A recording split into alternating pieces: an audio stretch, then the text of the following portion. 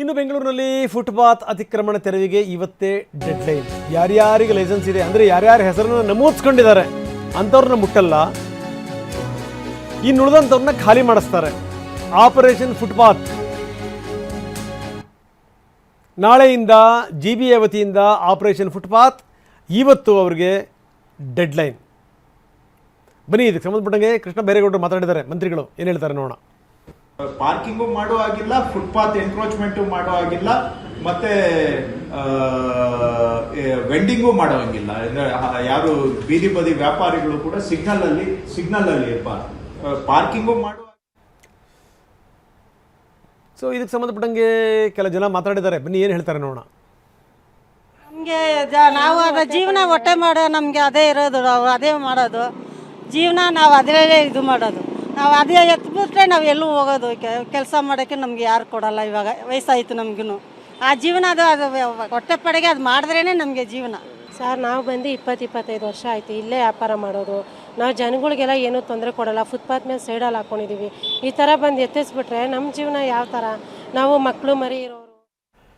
Supreme court ಕೂಡ ಇದಕ್ಕೆ ಸಂಬಂಧಪಟ್ಟಂಗೆ ಏನು ಹೇಳ್ತಲ್ಲ, ಅದು ಕೂಡ ರಾಜ್ಯ ಸರ್ಕಾರಕ್ಕೆ ಒಂದು ಅಸ್ತ್ರ ಆಗಿಬಿಡ್ತು. ಸುಪ್ರೀಂ ಕೋರ್ಟ್ ಏನು ಹೇಳ್ತಾವೆ ಅಂತಂದರೆ, ಫುಟ್ಪಾತನ್ನು ಯಾರೂ ಕೂಡ ಅತಿಕ್ರಮಣ ಮಾಡೋಂಗಿಲ್ಲ. ಫುಟ್ಪಾತ್ ಅನ್ನುವಂಥದ್ದು ಜನಸಾಮಾನ್ಯರ ಹಕ್ಕು, ನಡೆದಾಡೋಕ್ಕೆ ಅವರಿಗೆ ಸ್ಥಳ ಇಲ್ಲ ಅಂದರೆ ಏನು ಮಾಡಬೇಕು ಅಂತ ಕೇಳ್ತು ಸುಪ್ರೀಂ ಕೋರ್ಟ್. ಬನ್ನಿ, ಲಕ್ಷ್ಮೀ ನರಸಿಂಹ ನಮ್ಮೊಂದಿಗೆ ಈಗ ನೇರ ಸಂಪರ್ಕದಲ್ಲಿದ್ದಾರೆ. ಲಕ್ಷ್ಮೀ ನರಸಿಂಹ, ಇವತ್ತು ಡೆಡ್ಲೈನ್ ಕೊಡಲಾಗಿದೆ, ನಾಳೆಯಿಂದ ಕಾರ್ಯಾಚರಣೆ ಶುರು ಆಗ್ತಾ ಇದೆ.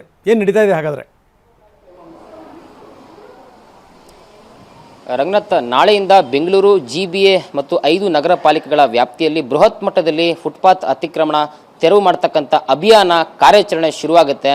ಈಗಾಗಲೇ ಎಲ್ಲ ಯಾರ್ಯಾರು ಅತಿಕ್ರಮಣ ಮಾಡ್ಕೊಂಡಿದ್ದಾರೆ ಫುಟ್ಪಾತನ್ನು, ಅವರು ತಾವಾಗಿಯೇ ಸ್ವಯಂ ಪ್ರೇರಿತರಾಗಿ ಬಿಟ್ಕೊಡ್ಬೇಕು. ಫುಟ್ಪಾತನ್ನು ವ್ಯಾಪಾರ ವಹಿವಾಟಿಗೆ ಯಾವುದೇ ರೀತಿಯ ಅವಕಾಶ ಇರಲ್ಲ ಅಂತಕ್ಕಂಥ ಕಟ್ಟುನಿಟ್ಟಿನ ಸೂಚನೆ ಕೂಡ ಕೊಡಲಾಗಿದೆ. ಆದರೆ ಬೆಂಗಳೂರಿನಲ್ಲಿ ಬಹುತೇಕ ಮಂದಿ ಇನ್ನೂ ಕೂಡ ಫುಟ್ಪಾತಲ್ಲಿ ಹಾಕಿರ್ತಕ್ಕಂಥ ಅಂಗಡಿಗಳನ್ನು ಎತ್ತಿಲ್ಲ. ಯಾಕಂದರೆ ನಮಗೆ ಬೇರೆ ಒಂದು ಪರ ವ್ಯವಸ್ಥೆ ಕೊಡಿ, ನಾವು ಇಲ್ಲಿಂದ ಬಿಟ್ಟೋಗಲ್ಲ, ವರ್ಷಗಟ್ಟಲೆ ವ್ಯಾಪಾರ ಮಾಡ್ತಿದ್ರೆ ನಾವು ಮುಂದಕ್ಕೆ ಏನು ಮಾಡೋದು ಅಂತಕ್ಕಂಥ ಒಂದು ಮಾತುಗಳನ್ನು ಹಾಡ್ತಿದ್ದಾರೆ, ಮನವಿಗಳನ್ನು ಮಾಡ್ತಿದ್ದಾರೆ. ಬಟ್ ಆದರೆ GBA ಕಟ್ಟುನಿಟ್ಟಿನ ಒಂದು ಕಾರ್ಯಾಚರಣೆ ಮಾಡೋದಕ್ಕಾಗಲೇ ಸಿದ್ಧತೆಗಳನ್ನು ಮಾಡಿದೆ. ಬೆಂಗಳೂರಿನಲ್ಲಿ ಪ್ರಮುಖವಾಗಿ GBA ಅಡಿಯ 5 ನಗರ ಪಾಲಿಕೆಗಳ ವ್ಯಾಪ್ತಿಯಲ್ಲಿರ್ತಕ್ಕಂಥ 2000 ಕಿಲೋಮೀಟರ್ RTL ಮತ್ತು ಸಬ್ RTL ಅಂದರೆ ಮುಖ್ಯ ರಸ್ತೆ ಮತ್ತು ಉಪಮುಖ್ಯ ರಸ್ತೆಗಳಿರ್ತಕ್ಕಂಥ ಫುಟ್ಪಾತ್ಗಳನ್ನು ಸಂರಕ್ಷಣೆ ಮಾಡುವ ನಿಟ್ಟಿನಲ್ಲಿ ಪ್ರಥಮ ಆದ್ಯತೆಯನ್ನು ಕೊಟ್ಟು ಕಾರ್ಯಾಚರಣೆ ಮಾಡೋದಕ್ಕೆ ಸಿದ್ಧತೆ ನಡೆಸಿದೆ. ಏನಂತಂದ್ರೆ, ಕೃಷ್ಣ ಬೈರೇಗೌಡರು ಈಗಾಗಲೇ 2 ಸುತ್ತಿನ ಸಭೆಯನ್ನು ಮಾಡಿದ್ದಾರೆ. ಮೊದಲ ಸುತ್ತಿನ ಸಭೆಯಲ್ಲೂ ಕೂಡ ಕಡಸೂಚನೆ ಕೊಟ್ಟಿದ್ದಾರೆ.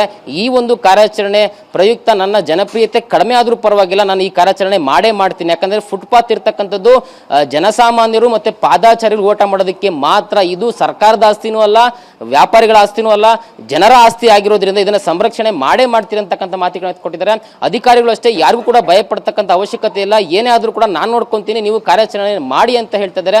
ಇನ್ನು ಫುಟ್ಪಾತ್ ಅತಿಕ್ರಮಣದಲ್ಲಿ ಹಲವು ವಿಧಗಳಿದೆ ಅಂತಂದ್ರೆ, ಫುಟ್ಪಾತ್ ಅಲ್ಲಿ ಬೀದಿ ಬದಿ ವ್ಯಾಪಾರಿಗಳು ವ್ಯಾಪಾರ ಮಾಡೋದು ಒಂದು ಕಡೆ ಆದರೆ, ಮತ್ತೆ ಅನಧಿಕೃತ ಪಾರ್ಕಿಂಗ್ ಕೂಡ ಹೆಚ್ಚಾಗಿದೆ ಮತ್ತು ಹಲವು ವರ್ಷಗಳಿಂದ ಬಿಡಾಡಿ ವಾಹನಗಳನ್ನು ಕೂಡ ನಿಲ್ಲಿಸಿ ಹೋಗಿರೋದು. ಇದು ಕೂಡ ತೀವ್ರತರದಲ್ಲಿ ಸಮಸ್ಯೆ ಆಗ್ತದೆ. ಮತ್ತು ಕಟ್ಟಡ ಏನು ಕನ್ಸ್ಟ್ರಕ್ಷನ್ ಆಗ್ತಾ ಇದೆ, ಅಲ್ಲಿನ ಒಂದು ಅನುಪಯುಕ್ತ ವಸ್ತುಗಳನ್ನು ಕೂಡ, ಕಟ್ಟಡ ಸಾಮಗ್ರಿಗಳು ಕೂಡ ಫುಟ್ಪಾತ್ ನಲ್ಲಿ ಬಿಸಾಡೋ ಪರಿಣಾಮ ಫುಟ್ಪಾತ್ ಈಗ ಎನ್ಕ್ರೋಚ್ಮೆಂಟ್ ಆಗಿರ್ತಕ್ಕಂಥದ್ದು. ಜನಸಾಮಾನ್ಯರು ತುಂಬಾನೇ ನಿರೀಕ್ಷೆ ಇಟ್ಕೊಂಡಿದ್ದಾರೆ, ಕಾರ್ಯಾಚರಣೆ ಸರಿಯಾಗಿ ನಡೆಯುತ್ತೆ. ಸೊ ಯಾವುದೇ ಕಾರಣಕ್ಕೂ ಫುಟ್ಪಾತ್ ಅನ್ನ ಏನು ಈಗ ಅತಿಕ್ರಮಣ ಆಗಿದೆ ಅದನ್ನ ಹಿಂದೆ ಸೇರ್ತಕ್ಕಂಥ ಪ್ರಶ್ನೆನೇ ಇಲ್ಲ ಅಂತ ಹೇಳಿ GBA ಕೂಡ ಹೇಳಿದೆ.